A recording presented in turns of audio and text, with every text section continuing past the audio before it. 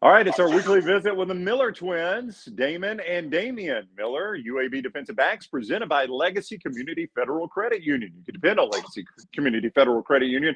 They've been proving that to Birmingham and the UAB community since 1955.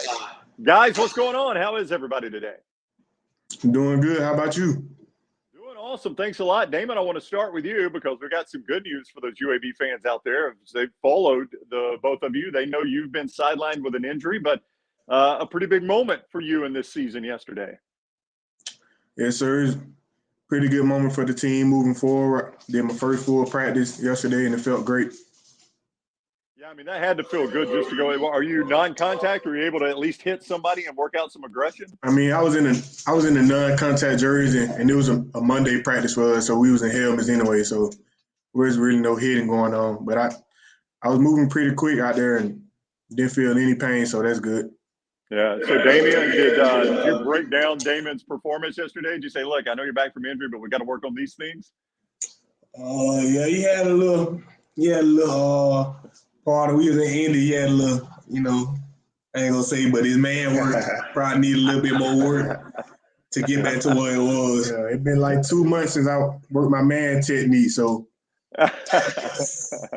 Completely understand. Hey, let's talk about this upcoming game. Well, first of all, let's talk about the Charlotte game. Let's put that behind us. I would imagine, when you beat a team like Middle Tennessee the way you guys did, it's a homecoming game, the Children's Harbor game. There was a lot that went into that Middle Tennessee game. Did you find it maybe a little bit tough to match that intensity, get back down for Middle Tennessee and kind of match that intensity, Damien, against Charlotte when they came in? Well, we knew they was coming out from a bye week, and they had a couple things we never seen before. They had a good game plan coming out. They had a great opening script, and they executed it well. And we just, we probably were a little high coming off the win, but we knew Charlotte was a good team, and they put up a good fight. But we had to bounce back, fight through adversity, and get a W. Yeah, there's no doubt about that. Damon, now. Next for you guys is a Friday night game. So, Damon, talk to me about the excitement of playing, first of all, on a Friday night away from everybody else. It's not, when 30 games are going on a Saturday, you guys will kind of be a standalone game. Yeah, I think we about one of 3 games that's playing Friday, and then West Kentucky going to have the blackout. So, and then they also going to have Shaquille O'Neal DJing.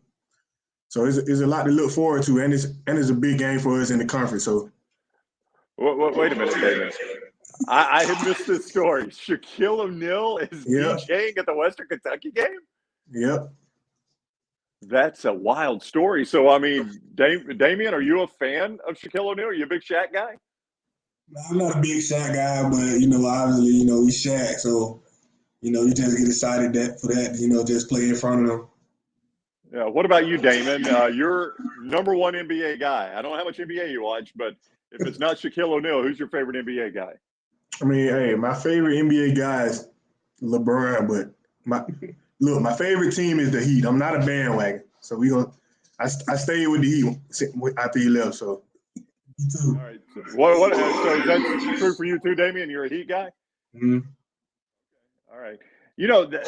I'll say this about the Heat, man. That Eric Spoelstra guy, he got the job when the Big Three came in and everybody thought he was just riding the coattails. That guy turned out, he showed people he could really coach. Mm-hmm. He's a pretty good coach. Yeah, there's no doubt about it. All right, so a blackout. Shaquille O'Neal DJing is the bigger story to me. But, Damien, let's talk about the blackout. When a school does something like that, they wear the different uniform. They encourage fans. How does that motivate the road team? It makes us definitely step our game up because we know, the implication that come with, big games when you like us with our Children's Harbor game. I imagine this is something similar for them, trying to, get their fans amped up. But, anytime it comes to a road game, especially a big conference game like this, we've been there before. They got a great atmosphere. We just looking forward to the road test. We can't wait for it. Damon, this is one of the best offenses in America. In fact, they led the nation in scoring last year, and they've been really good this year too. Damon, what makes this offense so good at Western Kentucky?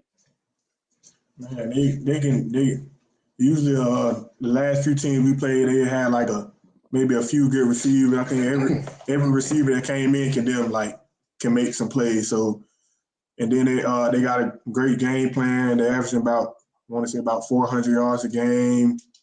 So we got a lot to look forward to them, and we really confident in what we can do. Yeah, Damien, what have you seen on film from the Hilltoppers? As I said, it's obviously a good offensive team. What have you seen on film from them?